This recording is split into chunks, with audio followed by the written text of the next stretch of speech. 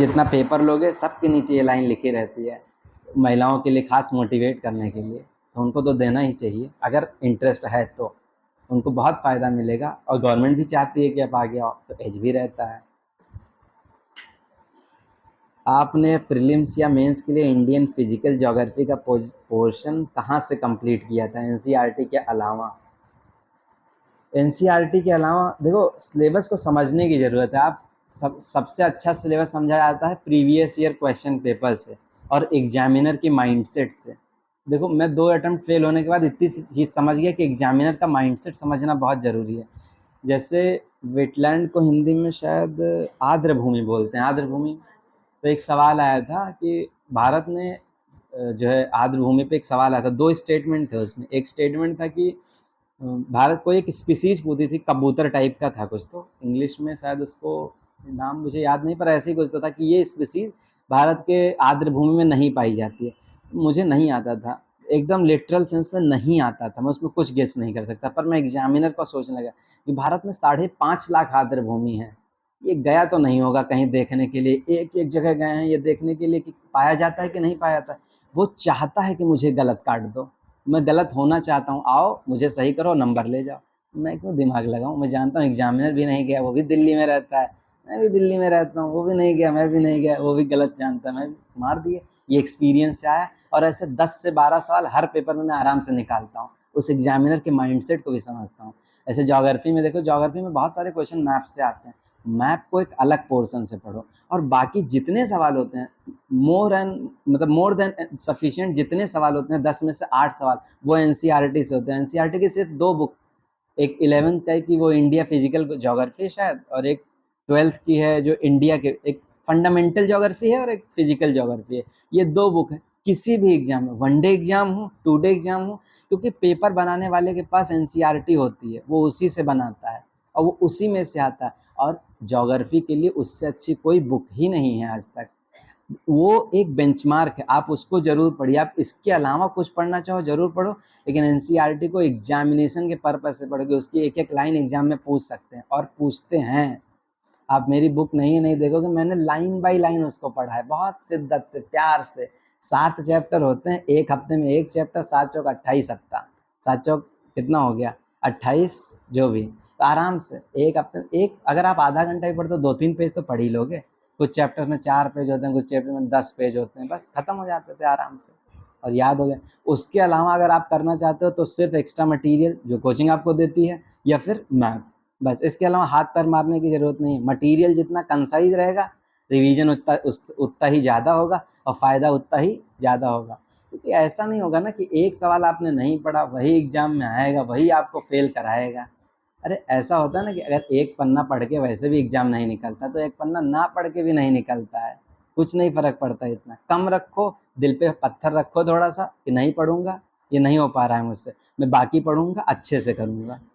समझे? जैसे हमारे में एक आता है वर्ड हिस्ट्री आता है GS1 में। GS1 इतना स्ट्रांग भी नहीं था मेरा, हिस्ट्री बैकग्राउंड है नहीं। हिस्ट्री वैसे भी टफ होती है इन जनरल, बहुत टफ होती लगती है, मुझे तो लगती है, अब कम लगती है लेकिन पहले लगती थी।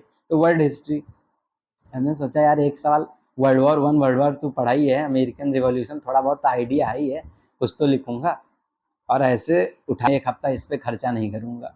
और नहीं पढ़ा, नहीं आया, आ जाता तो देख लेते, लग था नहीं आया तो थोड़ा हिम्मत करके छोड़ दिया। जब एक सवाल से मैं फेल भी नहीं होऊंगा, एक सवाल से मैं पास भी नहीं होऊंगा, और फेल होना होगा तो वैसे भी हो जाऊंगा, उसमें सवाल की क्या ज़रूरत है, कुछ और हो जाएगा, मैं एग्ज़ाम नहीं पहुंच पाऊंगा, लेट हो जाऊंगा। और जब भगवान सोच ही लिए हैं फेल करना है, तो मैं क्या कर लूँगा, पढ़ के भी फेल ही होना है। तो एक सवाल या ऐसे, तो कुछ सिलेबस को आपको जाने देना होता है। वो सिलेबस बने ही ऐसे होते हैं कि आपको जाने देना चाहिए। अगर नहीं हो पा रहा है तो बाकी सिलेबस करिए, सरल वाला पोर्शन करिए, सरल वाले क्वेश्चन पास करवाते हैं हमेशा।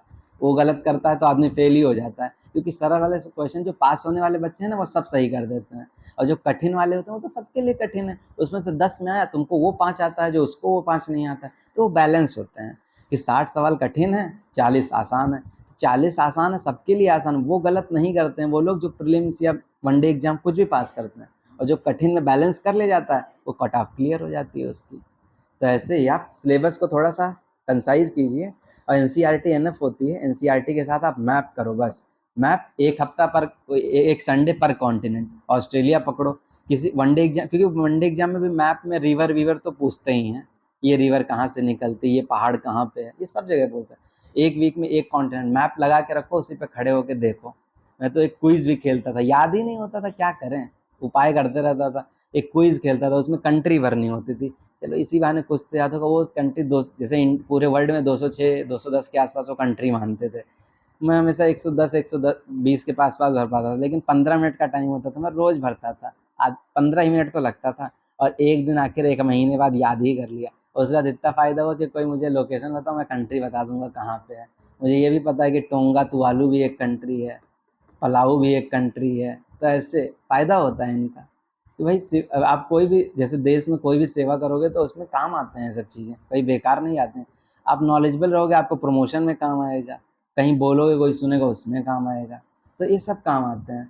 तो आप ज्योग्राफी के लिए थोड़ा सा स्मार्ट तरीके से करो। मैप, एनसीईआरटी, अगर कोचिंग कोई मटेरियल देती है एक्स्ट्रा तो एडिशन में, वरना कोई ज़रूरत नहीं है। एनसीईआरटी और मैप, मैप के लिए इसलिए कि मैप किसी भी एग्जाम में आता है, वो आपको एक्स्ट्रा इनपुट देता है हमेशा, कोई भी एग्जाम देना है, पीसीएस देना है, एसएससी देना है, सीडीएस देना है, और सीडीएस में तो खास पूछते हैं। और अगर आपको सीएपीएफ देना है, कोई भी पेट देना है, किसी भी एग्जाम के लिए मैप बहुत ज़रूरी है। तो एनसीईआरटी प्लस मैप इस ज्योग्राफी के लिए मोर देन सफिशिएंट होता है, आपको 80-90% क्वेश्चंस करवाएगा ये, मुझे लगता है। और कोई सवाल तो है नहीं, और किसी को पूछना है? थोड़ा कॉन्फिडेंस दिखाओ, सामने से पूछो, इसमें डरने की क्या बात है।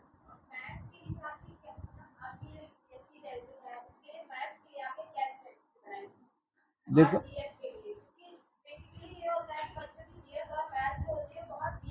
हम्म,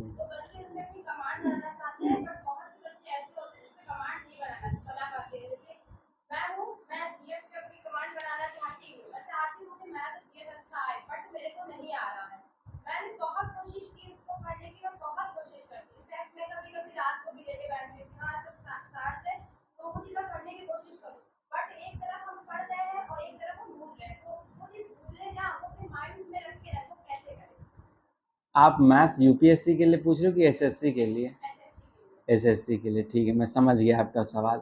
देखो एसएससी में जीएस और मैथ्स में थोड़ा सा डायलेमा होता है, क्योंकि जनरली क्या होता है, एसएससी का मतलब फ्रेम ऑफ माइंड में, किसी के भी फ्रेम ऑफ, कोई भी राह चलते आदमी से पूछोगे वो हमेशा कहेगा मैथ्स रीजनिंग इंग्लिश, जीएस के पोर्शन को हमेशा नेग्लेक्ट करता है।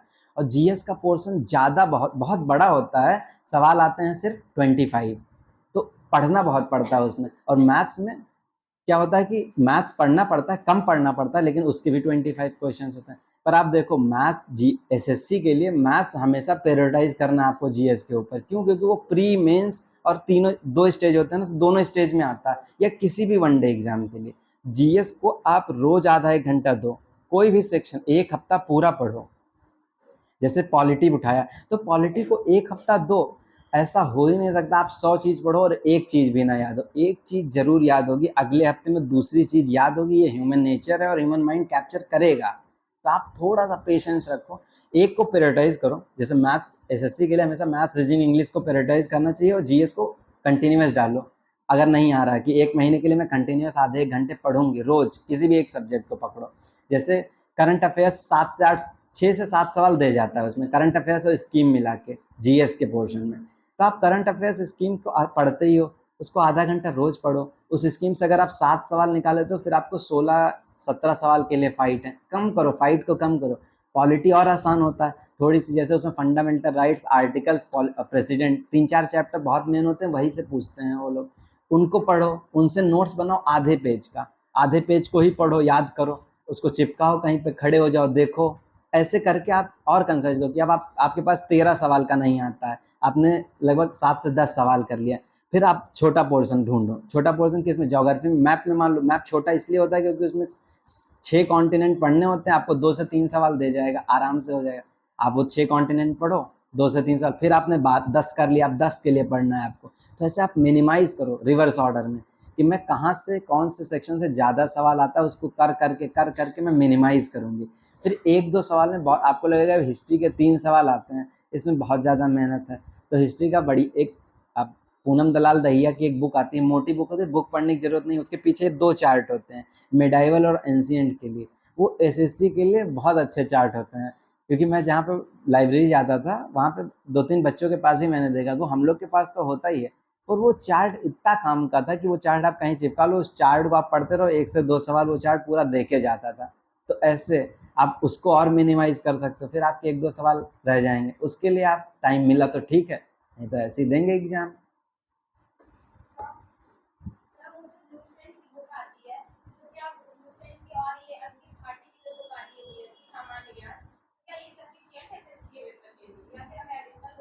आपने लूसेंट पूरा पढ़ लिया है? तो पूरा आप पढ़ो। अगर आपको लगता है अब लूसेंट मुझे आ गई है, फिर ही जितना कम मटेरियल रखोगे आप, पहले एक मटेरियल, अगर एक बुक खरीद के लाए हो तो उस बुक को ख़त्म करने का कोशिश करो। हाँ, नहीं बिल्कुल, सारा सिलेबस कभी कंप्लीट होता ही नहीं है किसी एक बुक से।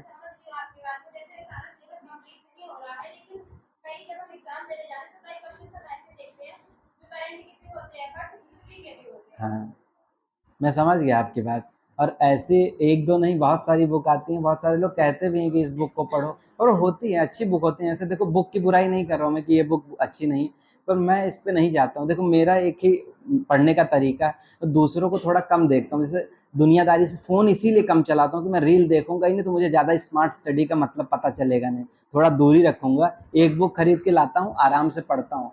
एक करंट अफेयर मैं देखो, बाजीराम में हमारे एक मैगज़ीन आती थी, मंथली मैगज़ीन। 1 साल पेपर दिया था, एक सवाल नहीं आया था उस मैगज़ीन से, एक सिंगल क्वेश्चन नहीं आया था, 12 महीने की मैगज़ीन पढ़ी थी मैंने। लेकिन स्टिल मैंने उसी को कंटिन्यू किया कि दुनियादारी से मतलब नहीं है, मैं यही एक मैगज़ीन पढ़ूँगा, अगर आना होगा तो इसी से आएगा, नहीं आना होगा मत आए, कोई दिक्कत नहीं है। लेकिन मैं उसी को पढ़ूँगा, बार-बार पढ़ूँगा, एक ही पे रिलाई करो। जैसे मैं न्यूज़पेपर और एक मैगज़ीन, कोई भी मैगज़ीन, कुछ लोग जैसे पीसीएस के लिए घटनासार पढ़ते हैं, कोई घटना दृष्टि, आई दृष्टि पढ़ता है, एसएससी के लिए स्पीडी कोई कुछ लोग पढ़ते हैं। स्पीडी वाली भी बुक अच्छी होती है, कुछ लोग खरीदते होंगे, ब्लू कलर की आती है एक। तो एक ही बुक आप पकड़ो, एक बुक पकड़ो, अगर कवर करते हैं वो लोग 80-90% ऑलमोस्ट सारी बुक का सिलेबस सेम ही होता है, 5-10% का फर्क होता है। तो आप उस पर इतना दिमाग मत लगाओ। पहले आप कोई एक बुक पकड़ो, वो जब खत्म हो जाए फिर आप दूसरी बुक को ही अप्रोच करो, और पहले वाली बुक को रिवीजन प्रोसेस में आधे घंटे के लिए कहीं भी डाल दो, उसके बाद दूसरी बुक पे ही जाना। कम मटेरियल बार बार रिवाइज हो सकता है, ज़्यादा भार लगता है, नहीं हो सकता है। तो मुझे ऐसा लगता है कि भाई ये ज़्यादा रहेगा तो भारी लगता है, इसलिए तो छुपा के रखो कि दिखे ना, यहाँ आँखों के सामने आएगा तो लगेगा ये पढ़ा नहीं है मैंने। तो इसीलिए एक रखो, फिर एक पढ़ लिया, रिवाइज करते रहो, दूसरी तभी उठाओ जब एक हो जाए, क्योंकि बुक है तो आएगा ही ज़रूर उसमें से कुछ ना कुछ।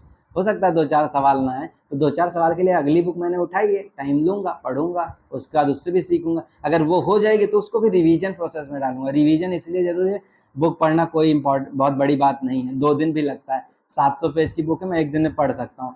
भले ही कुछ जान नहीं पाऊँगा, पूछोगे बता भी नहीं पाऊँगा, पढ़ तो सकता ही हूँ ना। बस ऐसे ही, इसलिए रिवाइज करना ज़रूरी है। पढ़ लिया, उसको आधे घंटे रिवाइज करूँगा, 10 पेज रिवाइज होगा, 10 पेज भी बहुत खुशी देता है हमें। 15 पेज होगा, आज 10 हुआ, कल 11 भी तो हो सकता है कल 8 ही हो, लेकिन परसों 12 भी तो हो सकता है ना। तो ऐसे कभी तो खत्म होगा, कभी तो आएगा। थोड़ा पेशेंस रखो, बहुत टाइम होता है। एक एक साइकिल में 1 साल होता है, 1 साल में आप आराम से ऐसे प्लान बना के करो, एक बुक हो गया, रिवाइज करने डाल दो। ये चैप्टर हो गया मैथ्स का, मैं संडे को रिवाइज करूंगा, किसी से वो रिवीजन प्रोसेस का इंतजार नहीं करना। आप अपना भी एक रिवीजन शेड्यूल डालो, सुबह उठ के आधा घंटा एक चैप्टर देखना है, कोई भी रात को सोते तय करो कि सुबह उठ के मैं अपने रीजनिंग का ये चैप्टर देखूंगी, इंग्लिश को आज के वर्ब को आज पढ़ना है, 15-20 मिनट लगेगा पन्ना पलटने में। जैसे टेस्ट, कभी कभी टेस्ट भी देते हैं, गलत हो जाता है, तो टेस्ट देके हमेशा आंसर नहीं देखना होता है, कभी कॉपी भी तो पलटो, देखो तो सही कौन सी चीज़ कहाँ लिखी थी, देखो तो भाई लिखा कॉपी में है, गलत हो गया, कॉपी भी नहीं आती है मुझे, मतलब क्या पता उसी कॉपी पलटने के चक्कर में 2 चीज़ और याद हो जाएगा। तो हमेशा मैं खुद ऐसे टेस्ट देता था, तो टेस्ट को 1 घंटा अगर देने में लगता है तो 2 घंटा उसको देखने में लगता है, क्या सवाल पूछा, इनका पैटर्न क्या है, ये कहाँ से आया है, ये कॉपी में है कि नहीं है, ये अलग से आया है यार। तो अपना भी दिमाग कहता है, अरे ऐसे फालतू सवाल नहीं पूछते हैं, ये नहीं पढ़ूंगा। तो वो कैसे आता है, वो इसको एनालाइज करके आता है। अपनी नोट्स में देखो, उस क्वेश्चन को नहीं लिखा, उस नोट्स को ही अपडेट करो। अल्टीमेटली आखिरी के महीने में आपको नोट्स काम आने वाली है, और इस नोट्स का अपडेशन पूरे साल चलेगा। कंसाइज नोट्स कम पढ़ो, बार बार पढ़ो। और कोई सवाल?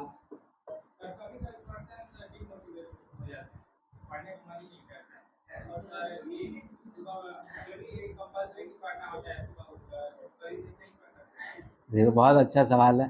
देखो मैं इसमें बिल्कुल नहीं मानता हूँ यार कि सुबह पढ़ो शाम को, जब मन करे। मन अभी कर रहा है अभी पढ़ो, नहीं कर रहा है मत पढ़ो। मन जब करे। कुछ लोग होते हैं जिनको रात में पढ़ना बहुत पसंद होता है, पढ़ो, कुछ नहीं होता है। हाँ, ब्रह्म मुहूर्त ऐसे बोलते हैं लोग कि ब्रह्म मुहूर्त में पढ़ना चाहिए, लेकिन जब मैं उठ ही नहीं पाता हूँ तो मैं सोचूंगा क्यों? पहले उठना तो चालू करो। उठ पा नहीं रहा हूँ, पढ़ने का सोच रहा हूँ, मैं उठ के क्या करूंगा? इससे अच्छा मैं रात को ही पढ़ लूंगा। रात को जमे तो रात को पढ़ो, दिन को जमे दिन को पढ़ो, सुबह जमता है सुबह पढ़ो। इसका कोई टाइम, पढ़ाई का कोई टाइम शेड्यूल नहीं होता है। नॉलेज है कहीं से आए कभी भी आए, जब मन हो तब आए, वैसा वाला रखो। और डीमोटिवेशन तो यार देखो, मोटिवेशन डीमोटिवेशन तो सबको होता है, ऐसा नहीं है। हमारे भी स्ट्रगल बहुत रहा है, फैमिली भी हमारी फाइनेंशियली कोई बहुत स्ट्रांग नहीं थी, बचपन से हम 4 भाई थे, बार बार पढ़ते थे, पापा भी बहुत मेहनत करते थे हमारे। तो क्या होता था, जब मैं बहुत खुश होता था तो पढ़ता ही नहीं था। तो मैंने ऑब्जर्व किया, जब खुश रहता हूँ तो पढ़ता ही नहीं, तो मैंने खुश रहना ही छोड़ दिया। ये दुख क्या होता है ना, दुख हमेशा मोटिवेशन देता है। देखो अगर स्टूडेंट लाइफ में तनाव नहीं लोगे तो पढ़ोगे कैसे यार? तनाव, फियर बहुत अच्छी चीज होती है। फियर होता है, जैसे लॉ एंड ऑर्डर का फियर है तभी तो कोई गुंडे ही नहीं करेगा। अगर कानून का डर ही नहीं रहेगा तो सब गुंडे बने घूमते रहेंगे। तो फेल होने का डर होना चाहिए, मैं फेल हो जाऊंगा तभी पढ़ोगे। थोड़ा बहुत तनाव बहुत जरूरी है मोटिवेशन के लिए, कि भाई नहीं, तनाव नहीं होगा तो पढ़ोगे कैसे? थोड़ा बहुत टेंशन बहुत जरूरी होता है। थोड़ा डिप्रेशन ना आए, थोड़ा तनाव ना आए तो पढ़ाई कैसी, तैयारी कैसी? ये बहुत आम बात है, होना भी चाहिए। ज़्यादा खुश आदमी फिर कुछ टेंशन ही नहीं लेता है। अरे देखा जाएगा, ज़्यादा ही खुश हो गए ना, बहुत मोटिवेशन है उनके पास। मतलब उनका तो ऐसा है कि भाई थोड़ा अड़ोसी पड़ोसी को दे देंगे, कहेंगे अब चलो घूमने चलते हैं, थोड़ा बाद में पढ़ना। तो ऐसा नहीं है। डिमोटिवेशन देखो कहाँ से आता है वो देखो। जैसे भाई देखो, सबके पेरेंट्स पैसा खर्चा करते हैं, मेहनत करवाते हैं, तो थोड़ा बहुत दिमाग में रखो कि वो खर्चा करते हैं तो थोड़ा वर्थ करना चाहिए। कि भाई देखो, एग्जाम पास करने के लिए वो नहीं भेजते कि एग्जाम ही पास करोगे तभी लौट के आना, नहीं तो घर मत आना तुम। पर वो ये तो चाहते हैं ईमानदारी से पढ़ाई तो करो, कि मिरर के सामने खड़े हो जाओ, यही नहीं सोच कह पा रहे हो अपने आप को कि भाई पढ़ाई किया मैंने। नहीं, मैं अपने आप से कभी ऐसे खुशी नहीं रह पाता हूँ। आदत हो गई है, मतलब लगता है यार कुछ तो रह गया यार, फिर मिस हो गया कुछ ना कुछ। खुशी नहीं मिल रही है, ढूंढते रहते हैं खुशी, गाना सुन के भी नहीं मिलती है। दुखी मिलता है जितना मिलता है, और गाने भी दुखी वाले ही सुनता हूँ कि खुश नहीं होना है। ये जितना दुखी वाला गाना है सब मेरी प्लेलिस्ट में है। क्यों? वो मुझे मोटिवेशन देता है, मैं उसी को ले लेता हूँ। अपने मोटिवेशन का जरिया ढूंढ रखा है। एक कबीर दास का दो, मैं महाभारत देखता हूँ खाली टाइम में बैठे, क्यों? अच्छा लगता है मुझे, क्योंकि वो मोटिवेशन देता है मुझे। कृष्ण जी की बातें सुनना मुझे मोटिवेशन देता है। आप सुन के तो देखो कभी, वो कैसे बताते हैं एक आदमी को जीना कैसे चाहिए। एक स्थित प्रज्ञ कौन होता है, मुनि कौन होता है, सिद्ध पुरुष कौन होता है, नदी क्या होती है, सागर क्या होता है, गहराई क्या होती है, ज्ञान क्या होता है, द्रव्य क्या होता है, ये सब बताते हैं। खाली टाइम में अगर आप रील देख सकते हो तो 5-10 मिनट ये भी देख सकते हो, कोई दिक्कत नहीं होती है। कैसे उन्होंने अर्जुन को कन्विंस कर लिया कि अपने दादा को जाओ तुम तीर से मार दो, और वो कन्विंस भी हो गए। मतलब आप सोच के देखो, आप अर्जुन हो, आप वो कह रहे हैं अपने बाबा को मारो, तुम मार पाओगे क्या अपने बाबा को? नहीं मार सकते। ऐसे से पिक्चर में देख के लगता है कि कोई अपने गुरु को मार देगा, नहीं मार पाओगे। मन में गाली भी नहीं दे मिलता तीर से तो। और जब ये पता कि मैं मारूंगा ये मर जाएंगे, खून करना या जान लेना आम बात नहीं होती। और उन्होंने अर्जुन को कन्विंस कर लिया कि मारो अपने तातश्री को, या धर्म के प्रतीक है। वो मार भी दिए। सोचो कितना पावरफुल वो गीता होगा। तो सुन के देखो, कभी खाली टाइम मिले, तैयारी के टाइम पे खाली टाइम कम ही होता है, 5-10 मिनट, 3-4 एपिसोड। जैसे किताब से तो सीखते ही हैं, आजकल किताब पढ़ने का भी शुरू किया है मैंने, लेकिन किताब तो टाइम मिलेगा तब पढ़ोगे, लेकिन 5-10 मिनट आप सीखो, उससे बहुत मोटिवेशन मिलता है। पर्सनल एडवाइस है, आप लेना चाहो तो ले सकते हो, बाकी आपको जो अच्छा लगे मोटिवेशन के लिए। गाने सुनना अच्छा लगता है, गाने सुनो। आपको अगर लगता है कि बाहर जाके मैं मोटिवेट हो सकता हूँ, घूम के आओ आराम से। वैसे प्रीलिम्स फेल हो गया भैया, मैं डीमोटिवेट था, भैया बोले जाओ कहीं घूम आओ। तो यार घूमने चले गए तो साला दुख खत्म हो जाएगा। अब दुख खत्म होगा तो मैं फिर नहीं पढ़ूंगा, फिर फेल हो जाऊंगा। तो ये मैं दुखी में रहूंगा, मैं इस दुख में ही रहूंगा। ये दुख मुझे अच्छा लगता है, मैं खुश नहीं होना चाहता। एम्बिशियस है ना हम लोग, एम्बिशियस हैं तो खुश हो जाएंगे। तो हमारे पिताजी कहते हैं जब संतुष्ट हो जाओगे तो करोगे क्या फिर? सेटिस्फैक्शन क्या होता है कि मिल गया, जरूरी है एक लेवल के बाद सेटिस्फैक्शन, लेकिन मिल जाएगा फिर ऐसा लगेगा इसी लाइफ में संतुष्ट हो, फिर आगे जाके करोगे क्या? कोई जरूरत ही नहीं पड़ेगी फिर। आप संतुष्ट आदमी क्या करता है? जो है उसके पास उतनी में संतुष्ट, आगे बढ़ना ही नहीं चाहता है, इनोवेशन लाना ही नहीं चाहता है। तो वैसे समझे आप? तो ऐसे आप मोटिवेशन के तरीके ढूंढो।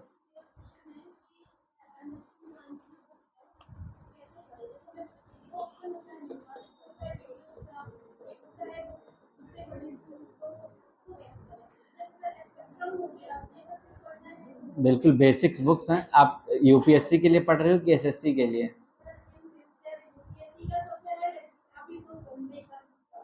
नहीं, लक्ष्मी आपको समझ में आती है लक्ष्मीकांत बुक? फैक्ट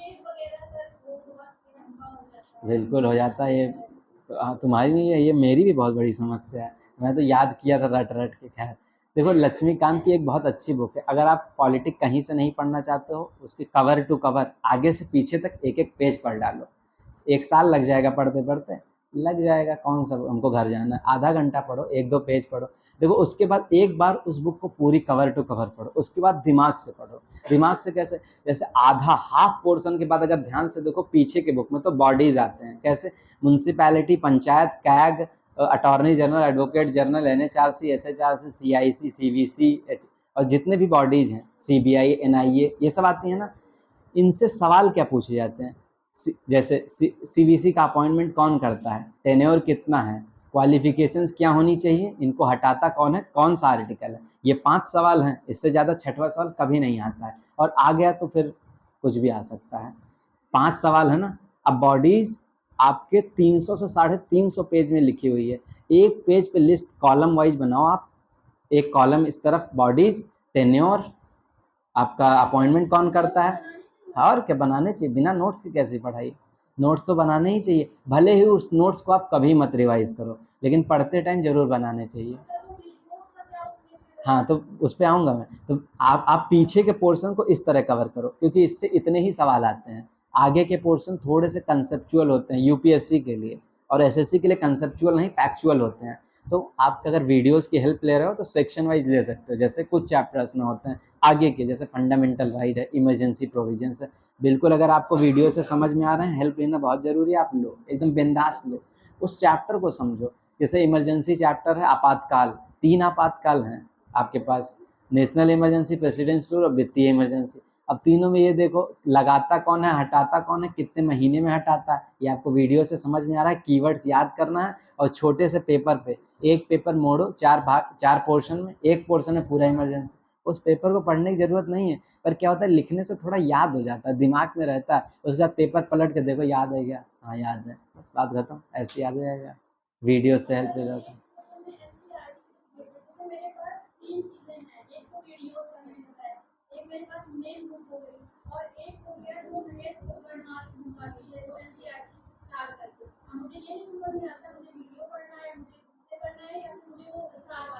देखो महेश कुमार वर्णवाल मैंने बुक तो नहीं पढ़ी है, पर लोग कहते हैं बहुत अच्छी बुक है, कवर करती है वो बहुत अच्छा।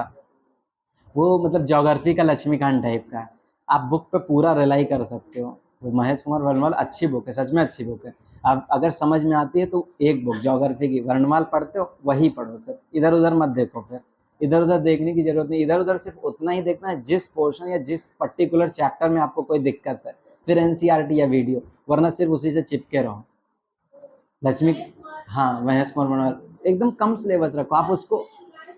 लाइन टू, नहीं नहीं, लाइन टू लाइन तो पढ़ना ही चाहिए। एक ही बुक आप पढ़ रहे हो, उसको लाइन टू लाइन ही पढ़ो आप।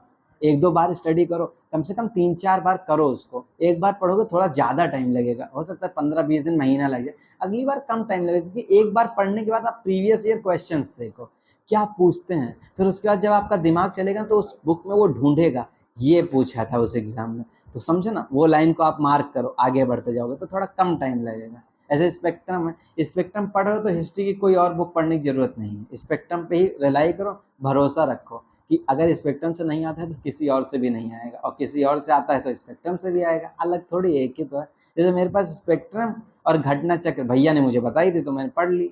पहले नहीं पढ़ता था, लेकिन भैया बताए थे तब नहीं पढ़ा, फेल हो गया, सीख गया, भैया की बात मान लिया। तो वही होता है ना। घटना चक्र में कुछ नहीं, प्रीवियस ईयर क्वेश्चन पेपर का ही कलेक्शन है। मैं नहीं पढ़ता था अलग से, तो मैंने वो खरीद ली, अच्छी लगी। तो मैं स्पेक्ट्रम 3 बार पढ़ी, उसका छोड़ दिया, अब घटना चक्र से रिवाइज कर लेता हूँ। उसके बाद अब मैंने अपनी ही नोट्स बना रखी है 10-11 पेज की, वही पढ़ता हूँ। ना घटना चक्र ना स्पेक्ट्रम, उन दोनों को मिला के नोट्स बनाई थी। कंसाइज है, 10-11 पेज ज़्यादा भी नहीं लगते। वैसे तो छोटा छोटा लिखा है, पढ़ने में बहुत टाइम लगता है, लेकिन ऐसे देख के तो लगता है 11 ही तो पेज है, अभी पढ़ता हूँ मैं इसको। और लगता है उसमें भी 1 हफ्ता है मुझे। तो ऐसे करो, आप एक बुक पकड़ो, नोट्स बनाओ, खत्म करो इसको। करंट अफेयर्स, देखो मेरा इस पर पर्सनल, है नहीं, कोई एक मैगजीन आप जो आपको सबसे अच्छी कलरफुल मैगजीन लगती हो वो पकड़ो। मुझे बोरिंग मैगजीन कम पसंद होती है, जो एकदम सादे पन्ने पे कोरे कागज पे से भी लिखी हो, फैक्ट ही फैक्ट हो, मर जाओ पढ़ते पढ़ते। थोड़ा नीला काला रहता है तो अच्छा लगता है देख के। मेरी मंथली मैगजीन हमारी कोचिंग की आती थी, वही पढ़ता था। उससे सवाल उतने नहीं आते थे, पर जितना बाकी बच्चों को आता था मेरा उतना उससे हो जाता था। तो ऐसा था कि अगर मेरे से नहीं आएगा तो इनके से भी तो नहीं आएगा, ये ऐसा तो है नहीं इनके में से आ जाएगा सारा, इनके में भी तो वही लिखा है। तो वैसा था, उनको दिक्कत होगी तो वो मेरा जैसे सिर्फ अकेले मुझे को डर होना चाहिए क्या उससे आ जाएगा, उनको भी तो होना चाहिए, वो खरीद के ले जाए मेरी वाली। तो ऐसे अगर वो नहीं खरीद रहे तो मैं भी कॉन्फिडेंस में रहता था नहीं खरीदूंगा। तो मेरे पास न्यूज़पेपर और ये अपनी करंट अफेयर्स रहते थे। न्यूज़पेपर अगर आप पढ़ सकते हो तो इंग्लिश वाला आप पढ़ा करो, दिक्कत होती है लेकिन आपको तो एसएससी के लिए इंग्लिश पढ़ना ही पड़ता है ना अच्छे से, तो फिर आपको तो फायदा करेगा। हेडलाइंस पढ़ो, आदत बनाओ। एक हमारे पड़ोस में हिंदी मीडियम का बच्चा रहता है, एसएससी की तैयारी करता, ऐसे मैंने उसको समझा, मैं अपना हिंदू लेता था तो वो रोज मांग के ले आता था, तो भाई कहता था भैया समझ में ही नहीं आता है। तुमने कहा तुमको कौन सा 16 पेज पढ़ना है, कोई एक पीस पकड़ो, आधा घंटा खर्च करो, उसको पढ़ो, बस एक पीस को समझने का प्रयास करो, कहना क्या चाहता है टूटी फूटी लैंग्वेज में। हेडलाइन से समझ में आ जाता है कि 2 मर गए यहाँ पे, इतना समझ में आ जाता है कि आज इंडिया चाइना पे कुछ आर्टिकल आया है, कुछ तो कह रहा है, इतना समझ में आ जाता है। कोई कि मान लो कोई इंडियन नेवी ने कोई विमान बना लिया या कोई सबमरीन बना ली, तो उसका कीवर्ड में नाम तो आ जाता है ना। उससे क्या होता है ना कि आप जुड़े रहते हो क्या चल रहा है। 15 से 20 मिनट लगते हैं, अगर आपको नहीं खरीदना है ऑनलाइन मिलता है। दैनिक जागरण भी पढ़ते हो तो कोई दिक्कत नहीं, कोई एक रोज पढ़ा करो, हेडलाइंस देखो उसमें क्या चल रहा है। कभी कभी क्या होता है ना कि हमको लगता है ये मरने जीने से का काम नहीं आता है, पर आता है एक्चुअली। एक सिक्किम में एक सीआईएसएफ के जवान ने अपने ही कलीग को गोली मार दी, वो उसकी बीवी को लेके छेड़ रहा था, गुस्सा गया, गोली मार दी। तो एक सवाल आया था कि जो सेनाएं होती है इन पे समस्याएं बतानी थी, तो उसमें एक हमको एज मिल गया। कौन सा? कि मनोवैज्ञानिक रूप से बहुत परेशान होते हैं, घर से दूर रहते हैं, इनकी छुट्टियां कम होती हैं। जैसे मान लो 50 छुट्टी भी होती है लेकिन रहते तो बहुत दूर है ना, कश्मीर में रहता है, कोई सिक्किम में रहता है, अपने घर उसका यहाँ है, फ़ोन भी नहीं लगता है ढंग से, तो बहुत ड्यूटी करनी पड़ती है। और एग्जाम्पल के तौर पे दिया कि वो जरा से मजाक में बताओ गोली मार दी, इतना मनोवैज्ञानिक रूप से वो लोग परेशान रहते हैं। तो एक मुझे एज मिला ना कि कहीं ऐसे नहीं होता जैसे राइट पे कहीं सवाल आ गया, दंगे पे कोई कुछ पूछ लिया, तो 2-4 दंगा भी तो पता होना चाहिए कि कहाँ हुआ है क्या हुआ। जैसे आप जब समस्या नहीं जानोगे तो सुझाव कैसे दोगे। जैसे अभी मुझे याद है कि मैं पेपर जनरली रोज पढ़ता हूँ, इंटरव्यू के टाइम एक मॉक देने गया था, एक जॉइंट सेक्रेटरी थे और एक आईएफएस के थे। तो आईएफएस के तो उन्होंने मुझसे पूछा कि मिस्टर मिश्रा क्या आपने आज का न्यूज़पेपर पढ़ा है? तो हमने कहा सर आज का तो नहीं पढ़ पाया, आपका इंटरव्यू देना था, हिंदी में नहीं अपनी लैंग्वेज में ही, तो जल्दी जल्दी में। तो ना कल का तो पढ़ा होगा? सर अनफॉर्चुनेटली मैंने कल का भी नहीं पढ़ा, मैंने सोचा था आज पढ़ूंगा, और अनफॉर्चुनेटली मैंने परसों का भी नहीं पढ़ा था, मैंने रख रखा था पढ़ूंगा, मिस नहीं करता था, पढ़ता था। तो कैसे आप मतलब कैसे आप जिला संभालोगे, डिस्ट्रिक्ट कैसे संभालोगे? आप तो न्यूज़पेपर ही नहीं पढ़ते हो, वहाँ राइट हो जाएगा आपको पता ही नहीं चलेगा। तो मैंने उनको बताया, तो मेरा दिमाग तो चलता था, तो मैंने बताया सर न्यूज़पेपर से जिला चलाऊंगा क्या मैं? जो घटना घटेगी मैं रात को ही निपटा दूंगा, न्यूज़पेपर में आएगा कि घटना घटी और समाप्त हो गई, कि न्यूज़पेपर से बस जिला नहीं चलता है, तो जिला चलता है ना उनको। तो वो भी कह रहे हैं हाँ, मतलब वो भी सोच ही नहीं पा रहे हैं कि ये क्या बोल गया है, तो क्या कर गया। बाद में उन्होंने बताया कि नहीं अच्छा आंसर था, चूंकि मैं फंस गया था, क्योंकि न्यूज़पेपर पढ़ना डिमांड होती है, आप फंस गए हो तो कुछ तो करोगे, तो मैंने रास्ता निकाल लिया तुरंत। तैयारी भी यही करते हैं, इसी के लिए तो तैयारी और किस चीज़ की करते हैं, यही एग्जाम की तैयारी कर रहे हैं। किसी दिन कोई अंट-शंट सवाल आ गया, दिमाग चलाएंगे ऐसे ही, जैसे चलाते हैं कि आद्रभूमि में वो कबूतर पा जाएंगे, हम नहीं पाएंगे, मतलब वो भी गलत तो हम भी गलत, तुम सही तो हम भी सही, वैसे।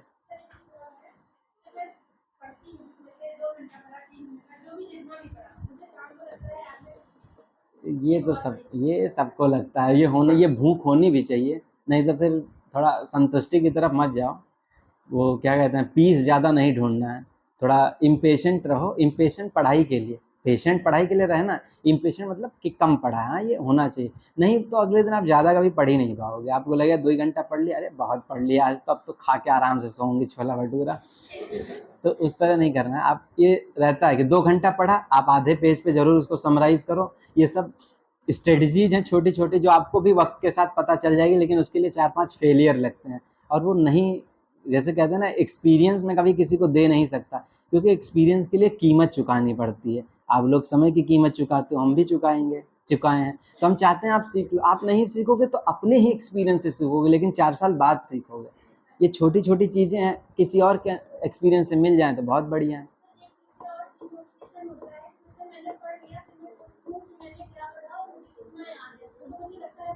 कुछ नहीं याद है, बस आधे पेज का पेपर उठाओ, जो भी याद आता है, हेडिंग याद आती है, हेडिंग को ही लिखो। और उसके बाद वो सिर्फ हेडिंग नहीं आगे याद आ रहा है, वापस पेज पलटो, देखो एक सरसरी नज़र से कि क्या पढ़ा है।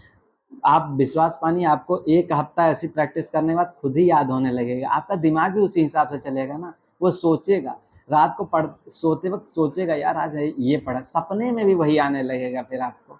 ऐसा होता है, सच में होता है। ऐसे ही नहीं कहते, मुझे खुद आता है। वैसे सोचता, मेरा ऑप्शनल केमिस्ट्री है, केमिस्ट्री बहुत टफ होती है। टफ मतलब वो पूछते बहुत टफ है, क्योंकि टिक मारने वाली होती नहीं है, लिखने वाली होती है, प्योर लिखने वाली केमिस्ट्री। और साइंस में जब लिखना पड़ जाए ना, जैसे 2 पन्ना दे दिया, अब साइंस कोई पन्ना भरने की चीज़ तो है नहीं, सवाल पूछो जवाब लो आगे बढ़ो। अब वो 2 पन्ना दे दिए, ना पन्ना भरो तो भी बुरा मान जाते हैं कि यार इसने आधे पन्ने में निपटा दिया, खराब आदमी है ये तो सोचो आप उस तरह। तो वो ऐसे ही सोचते सोचते रात को भी वही सपना आता था कि यार ये वाली रिएक्शन कैसे। सुबह उठते सबसे पहले वही पन्ना पलटता था, यार रात को तो याद आ नहीं रहा था सपने में, अभी देखता हूँ कहाँ से याद आएगा। तो ऐसे प्रैक्टिस करते रहो आप, जो पढ़ो आधे पन्ने में समराइज करो, उसके बाद देखो आप कैसे 1 हफ्ते में दुनिया बदलती है।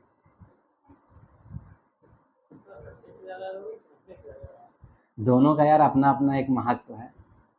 जैसे मेरा भी है, जहाँ तक मुझे जानकारी है कि आप आईटी कंपनी से केमिकल इंजीनियर रहे हैं, और उसके बाद आपने कुछ दिन के लिए जॉब भी ज्वाइन की थी। फिर उसके बाद आपने यूपीएससी की तैयारी के लिए अपने आप को जोड़ा।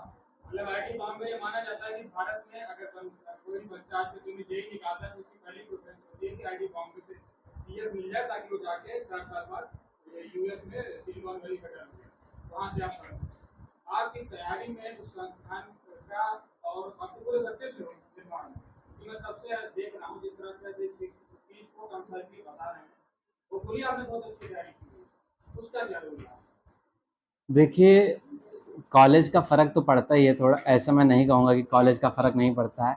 मैं आप ही लोग की तरह एक हिंदी मीडियम का बहुत डरा सहमा तो नहीं कह सकता, थोड़ा सा कॉन्फिडेंट बच्चा था, हिंदी मीडियम का था, इंग्लिश नहीं इतना आता था। मतलब सिलेबस में जो था इंग्लिश पास करने वाली आती थी, तो उतना आता था। एक हिंदी मीडियम के नॉर्मल जो एवरेज बच्चे होते वैसे ही था। कोचिंग जाता था, नोट्स नहीं बनाता था, घर आता था, बुक से पढ़ता था, फिर कोचिंग जाता था, फिर नहीं नोट्स बनाता था, ऐसे ही चलता रहता था, पास हो जाता था। फिर कोटा चला गया। फिर जब कॉलेज में गया, वहाँ पे साउथ के प्रोफेसर्स थे, कुछ फॉरेन के भी प्रोफेसर, वो बोलते थे, मुझे कुछ समझ में नहीं आता था। वो बोल के चले जाते थे, मैं बैठा रहता था और सोचता रहता था मैं कौन सी दुनिया में हूँ, मैं कभी आगे भी बढ़ पाऊंगा क्या। मतलब आप सोचो, कोई सामने आपके बोल रहा है, आपको कुछ समझ में नहीं आ रहा है, इवन आप सवाल भी नहीं पूछ सकते उससे, क्योंकि उसको हिंदी आती नहीं है, मुझे इंग्लिश समझ आती नहीं है। तो और साउथ का एक्सेंट ही समझ में नहीं आता। जैसे इंग्लिश तो आती है, थोड़ी बहुत आती थी, पहले भी आती थी, पर वो एक्सेंट नहीं समझ में आती थी। तो ऐसे ही फॉरेन वाले बोलते हैं तो उनकी भी समझ, आप फॉरेन मूवीज देखोगे बिना सबटाइटल के, कम समझ में आती थी।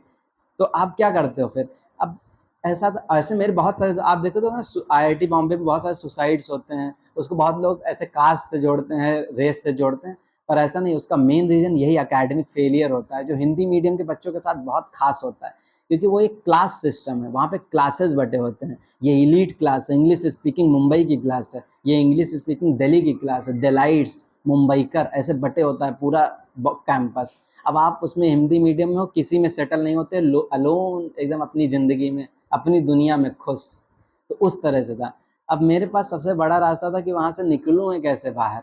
वहाँ से निकलना इतना बड़ा टास्क था कि मैं सबसे पहले सोचा फेल ना हो जाऊँ, फेल हो जाऊँगा तो करूँगा क्या, पापा पूछेंगे पढ़ाई लिखाई नहीं करते हो, तो मैं क्या कहूँगा, क्या उनको कितने एक्सक्यूजेज दूंगा। तो मुझे याद है कि देखो आप सीखते कैसे आदमी, मेरा एक दोस्त था राम, तो हम दोनों ने स्ट्रेटजी बनाई। उसको थोड़ी बहुत क्या थी, इंग्लिश के अच्छे वर्ड्स आते थे, पर उसको समझ नहीं आता था। मुझे थोड़ा बहुत समझ आता था, पर मुझे वर्ड्स नहीं आते थे। तो हमने तय किया कि MIT, Massachusetts institute of technology, US की है जो, उनके ऑनलाइन लेक्चर्स होते हैं, वो लेक्चर्स पे हमने सबटाइटल लगाना चालू किया। लाइब्रेरी जाते थे, सबटाइटल लगाते थे, 1 घंटे का लेक्चर 3 घंटे में करते थे, सबटाइटल से पढ़ के नोट्स बनाते थे, सीखते थे। सीखते थे। अब आपको जैसे ही आप सीखने लगते हो कॉन्फिडेंस आने लगता है, कॉन्फिडेंस आने लगा धीरे-धीरे। पहले में तो जैसे-तैसे पास हुआ, दूसरे में क्लास में बोलना चालू किया, तीसरे में तो बच्चे ऐसा समझते थे कि यार इसको सच में बहुत नॉलेजेबल आदमी है। तो मैं सोचता अंदर से यार अब इसको क्या बताऊँ, मैं कहाँ से सीखता हूँ। ऐसा लगता है। तो आप उस कॉन्फिडेंस को कॉलेज देता था मुझे। और फिर उसके बाद जब आप सेकंड ईयर जाते हो, जैसे फर्स्ट ईयर में थोड़ा हॉस्टल्स अलग होते हैं क्योंकि रैगिंग वगैरह होती है थोड़ी बहुत, जो बंद करवा दी है। बहुत ही खराब काम किया है क्योंकि रैगिंग के साथ साथ इंटरेक्शन भी सीनियर्स के साथ खत्म हो गया। सेकेंड ईयर में हमारे बहुत सारे सीनियर्स होते हैं जो बहुत हेल्प करते हैं, वो पर्सनालिटी डेवलप करवाते हैं, वो इंटरव्यू लेते हैं। सेकेंड ईयर में एक बच्चे का इंटरव्यू करवाते हैं, वो सेकेंड ईयर में सिखाते हैं कोर्स कैसे करना है, वो सेकेंड ईयर में आपको टैलेंट सिखाएंगे, गिटार कैसे बजाना है, ड्रामेटिक्स कैसे करना है, आपको गाना कैसे है। मान लो कल को इंटरव्यू देने जाना है, वो सवाल पूछ ले क्या करना है आपको। कॉलेज के अंदर आपको पैसा बहुत रहता है, ये फायदा रहता है कि पैसे बहुत मिलते हैं। इतने पैसे कि एक हॉस्टल के 400 बच्चे के लिए 3 करोड़ का बजट, 3 करोड़ बहुत होता है, इतना होता है कि मतलब खर्च ही नहीं कर सकते आप। तो आप वो मैनेज कैसे करोगे, बेईमानी नहीं करनी है, कैंटीन भी चलाना है, ये सब सीनियर्स सिखाते हैं। एक होता है इलेक्शन से सीखते हैं, इलेक्शन हमारे यहाँ होता नहीं था, तो ये सीनियर्स पास ऑन करते हैं, जिसको हम कहते हैं हॉस्टल कल्चर पास ऑन हो रहा है। तो हॉस्टल का उससे क्या होता है, कॉन्फिडेंस होता है सेकेंड ईयर तक। सेकेंड ईयर में फिर क्या हुआ, प्रोफेसर्स के गाइड में चला गया, प्रोजेक्ट किया, वहाँ से मेरा रिसर्च पेपर भी पब्लिश हो गया। मतलब सोचो एक बच्चे को जो समझ में भी कुछ नहीं आता, तो उसका रिसर्च पेपर पब्लिश हो रहा है सिर्फ इसलिए क्योंकि कॉलेज का फ़र्क था। कॉलेज का फ़र्क होता है पर्सनालिटी डेवलप करने में, वो सोचना सिखाते हैं, पर सोचना आपको खुद पड़ता है। वो ये बताते हैं कि ये करना है, पर करना कैसे वो आपको ही तय करना है। तो कॉलेज का मैं ये कहूँगा कि बहुत बड़ा इम्पैक्ट था लाइफ में, बहुत सारी चीज़ें बदली हमारे लिए कॉलेज में। कॉलेज से हम तो क्रिकेट खेलना भी नहीं आता था, हम कभी जाते भी नहीं थे यहाँ खेलने, ज़्यादा दोस्त थे नहीं, दोस्त सब स्कूल के पास रहते, तो इधर-उधर ज़्यादा गए नहीं और खेलना भी वहीं सीखा। वहाँ यहाँ तो क्रिकेट छोड़, वहाँ मैं पूल, स्नूकर, टेबल टेनिस, ऐसा कोई गेम ही नहीं बचा जो मैंने खेला नहीं हो।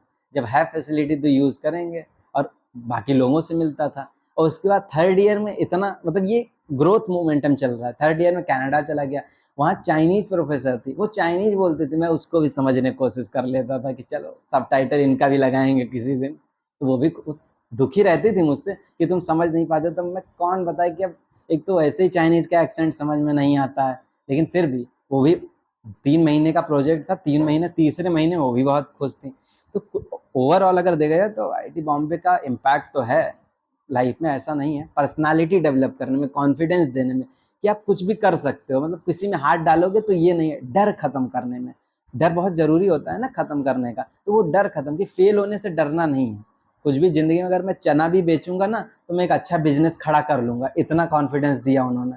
कि मैं अगर ठेला लगाऊंगा, एक पानी पूरी का भी ठेला लगाऊंगा, तो पानी पूरी का बहुत बड़ा अंपायर भी खड़ा कर सकता हूँ। तो इतना फायदा तो था हम लोग का कॉलेज से। और एक प्रश्न और था, जैसे अभी आप बात बता रहे थे कि स्पेक्ट्रम या कोई चीज़ भैया ने बता दिया, मतलब पढ़े लिखे मुझे उसका फायदा हो, जैसे भैया हम लोग के साथ रहते हैं, उनसे जान बता दिया कि और आपके लोग बड़े भैया हैं सर्विस में।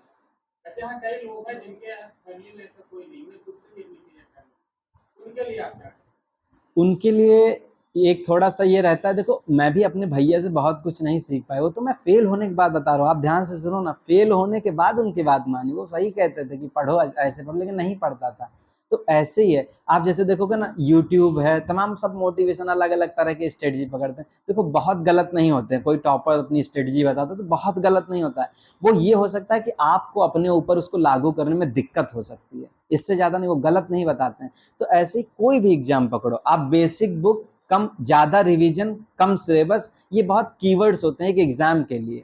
ये आपको कोई भी बताएगा और यही आपको फॉलो करना है।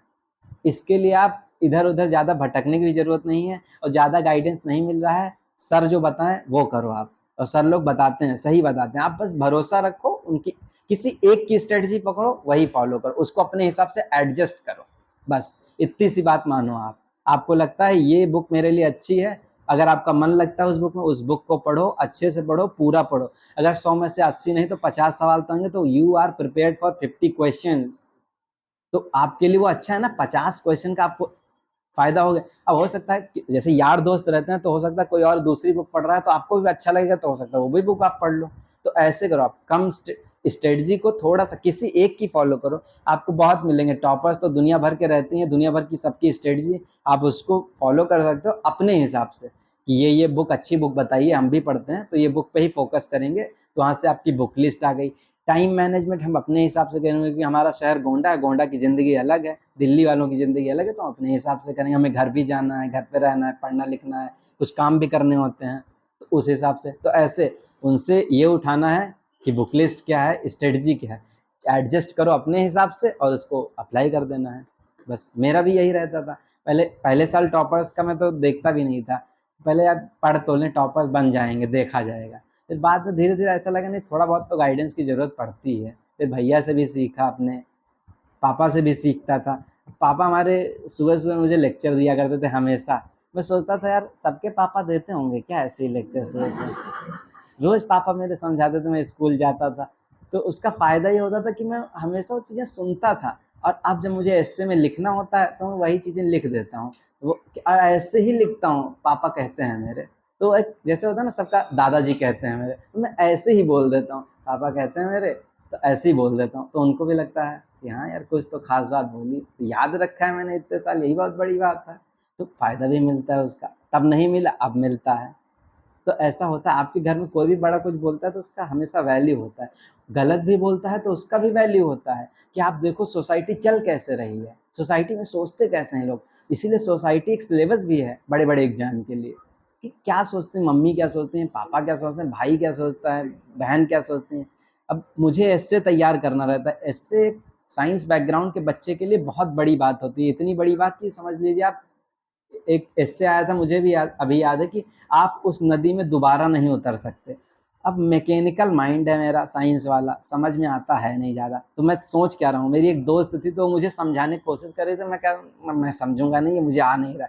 तो मैं सोच रहा था मैं क्यों नहीं उतर सकता उस नदी में, मैं उतर जाऊँगा, क्या दिक्कत है। तो कहते अरे कैसे उतर जाओगे, पानी रुकेगा थोड़ी, आगे चला जाएगा। तो मैं उससे कहता तो 5 किलोमीटर से आगे जाके, मैं 10 से आगे जाके खड़ा हूँगा, मैं तब भी जाऊँगा। और ये लिटरली मैं कहता था कि आगे दौड़ के जाऊँगा फिर उतर जाऊँगा। पर उस ऐसे का सेंस था कि टाइम पास आगे चला जाएगा तो आप टाइम को कैसे पकड़ पाओगे। पर आप सोचो ये समझ में ही नहीं आ रहा था, उस स्टेज से ऐसे पढ़ना चालू किया। और फिर वहाँ पे जो भी मिलता था, मेरे आसपास जो भी है सब डरते थे, यार भैया के पास मत जाओ नहीं तो पकड़ लेंगे अभी, और ये कुछ ना कुछ पूछने लगेंगे। मैं देखना चाहता था कि एक नॉर्मल माइंड सोचता क्या है, ये नहीं पढ़े हैं तो क्या कुछ तो बोलेंगे ना, तो कुछ मेरे काम आ जाएगा, कुछ मैं ही इनको बता दूंगा, कुछ मेरे पास बैठे कुछ मेरा ही थॉट जनरेट हो जाएगा। जैसे क्या होता है बोलने से आ जाता है, जैसे कहते हैं ना प्रैक्टिस करो आ जाएगा, तो मैं प्रैक्टिस करूंगा तो आ जाएगा, इनको बताऊंगा, एक तरह से लिख ही तो रहा हूँ। और जैसे ही समझ में आता है, फिर उसने जब मुझे समझा दिया तब मेरा दिमाग चला, तब मैंने उसको बताना शुरू किया कि हाँ आप उसी नदी में दोबारा नहीं उतर सकते हैं, आप उसी घर में दोबारा नहीं जा सकते हैं, आप उसी गमले को दोबारा नहीं देख सकते हैं, आपके पौधे बड़े हो जाते हैं, आपके पिताजी बड़े हो जाते हैं, एक ही दिन के लिए, एक सेकंड के लिए सही, आप उस फूल को दोबारा नहीं सूंघ सकते हैं, आप उस कानून को दोबारा नहीं बना सकते हैं, आप आज़ादी के कितने भी उत्सव बना लो, आप आज़ादी का जश्न नहीं मना सकते, उस तरह का फीलिंग। कितना भी प्रोटेस्ट कर लो, लेकिन पुराने प्रोटेस्ट जो आज़ादी के पहले होते थे वो वैसे नहीं हो सकते थे, है ना। कितना भी आप हर्षवर्धन की तरह दानी बन जाओ, पर हर्षवर्धन तो नहीं बन सकते ना। आप कर्ण की तरह कितना भी दानी बने घूमे, पर कर्ण तो नहीं बन सकते। आप समय को रिप्लिकेट नहीं कर सकते क्योंकि सिचुएशन नहीं क्रिएट, दिमाग चल गया ऐसे ही, धीरे धीरे धीरे सीख गए। प्रैक्टिस प्रैक्टिस करो। तो इसका एक ही कीवर्ड, कम सिलेबस रिवाइज, रिवाइज ही प्रैक्टिस होता है, कम सिलेबस रिवीजन, और एक बढ़िया सी छोटी सी स्ट्रेटजी बनाओ।